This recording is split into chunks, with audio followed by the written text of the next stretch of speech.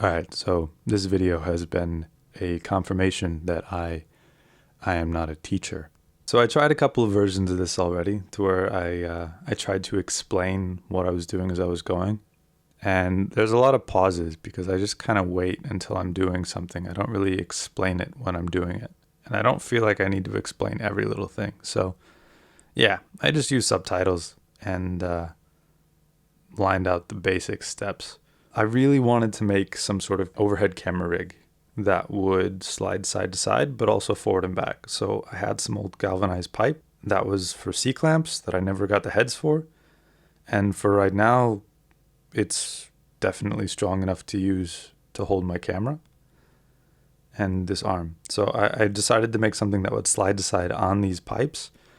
And then I have these little metal rollers and tracks from downstairs in my workshop where there used to be like a sliding door and the people took it out before I was here. So the door was just sitting to the side and I just decided like I'm going to use the hardware from it instead of letting it just sit there. So that is what this is. Yeah, you can see before what I had was just this piece of wood. Almost everything that I'm making is from some sort of scrap. I don't know. Haven't really bought wood in a long time. It's usually somebody around here is doing construction or renovations of some sort and they just throw all of this stuff away. So I snatch it up as soon as I can. So that's why there's so many different types of wood and that's why there's pink wood in the background and whatever else because, I can use it. Anyways, yeah, so you can see kind of the basic steps of this though, that I was trying to like cut something, cut the pieces, measure, drill, mount everything up. And then again, the idea, which you'll see in a second. And I've been thinking about doing this for a while because I've been trying to figure out, okay, how can I make a rig that would allow me to use my camera to the fullest? I still need to make one more adjustment, and that is to move it up and down. Because right now it moves side to side, it moves forward and back, and it swivels and I can adjust in full range otherwise. But I still don't have any way to actually raise and lower it, and I don't really have any way to get anything to make that right now because most hardware stores, I don't think any of them are open today.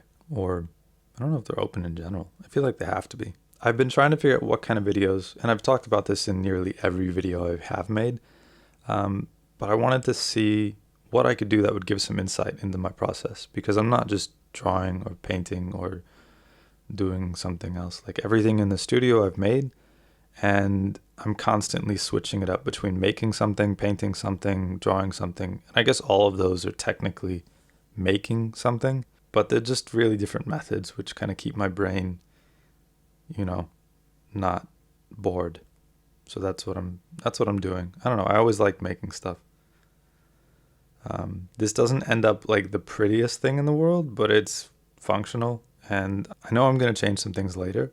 So I just don't particularly care as long as it doesn't look like garbage, like for me, it doesn't look great. But for other people, I guess I don't really care. It's a camera rig. It's not like they walk in, they're like, oh, that's a beautiful rig. I tried to like sketch it all out, and I've been drawing plans for this for the past month. Like basically since I made the first one and I realized the pitfalls of it, I was trying to figure out, okay, how can I change this? So I have several sketchbooks, and then while I'm working on this, I'm drawing out the different things because some measurements I probably could have made before, but that would have required more precise drilling time going into where I put the tracks, and I'd rather just adjust that because all of the pieces that mount it they're all adjustable. So it's just way easier to do it as I go than to try to do it beforehand.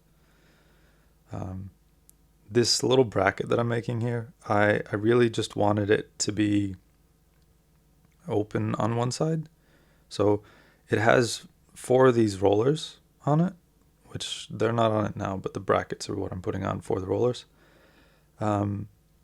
And the idea was if I mount it and I keep it open on one side, then the camera has full movement and accessibility within that one side. And you'll see what I mean in a second. So I put a support on the back of it here. And yeah, like it's not the prettiest. I'm definitely blowing out the one side of the wood. but I don't know. I guess that's probably just laziness. I didn't need to do that, but anyways, it worked fine. Everything's still tightened together. In the future, if I actually do it and I want to keep it that way, I will probably I'll screw it and glue it. But yeah, anyways, this is what I mean. So I put the roller, and you can see how it's a U shape because the front side of it, which is toward me, I'm testing out the mount now. The front side of it is where the camera is actually able to point. Generally, it'll be pointing down, which is literally toward me as it is right now. But sometimes I might want to use it for other things. So I wanted the camera to be able to actually go any direction. And I did a short example of this later, but yeah, also you could just use a phone or something else. The whole thing didn't cost anything, so that was cool. I had all the brackets, I had all of the pipe and everything else from something else. So in material cost of what was actually paid for at some point, it might have cost $10. Maybe. I think less. Because the screws I took out of other things as well. I didn't actually even have to buy screws. Dun dun dun. The moment of truth. Not bad, right? So yeah, when I mounted it, the one thing that was a little weird was the angle. And I ended up shimming some different spots and adjusting that a little bit. But now it works fine. And then I made this little bracket that's on the front to the right here, where it has like a locking mechanism, and you can see it here. So when I tighten it, it tightens against the track and it locks it in place like this. And then once it's in place, then I can do whatever I need with the camera like this, where it'll rotate or whatever. I used one of the old Joby heads from Gorillapod that I had and just mounted that because that gives me the full range of movement and adjustability without needing to rig up some sort of mount, and it makes it removable much easier. Rather than using the screen as well, I set it up to use my old Surface Pro 2, so it just has a USB 2 cable running down to this little extension, and that goes into my computer, so I can use the EOS software. The nice thing about it was that the other day, I don't know, maybe a week ago, Canon released software that allows you to use your camera as a webcam. So I can use it now for live streaming, or if I want to, I don't know, do Skype calls or whatever, I can use it. Anyways, that's it. That's all I've got. So I hope it was a nice insight. I really wanted to try to include a bit more of my actual practice. So this is a part of that. And that's it for now. So follow me on social media. It's always Anthony Brooks Art on Instagram and Facebook. On here, it's Anthony Brooks Artist, but that'll change sometime in the future. So that's all I've got.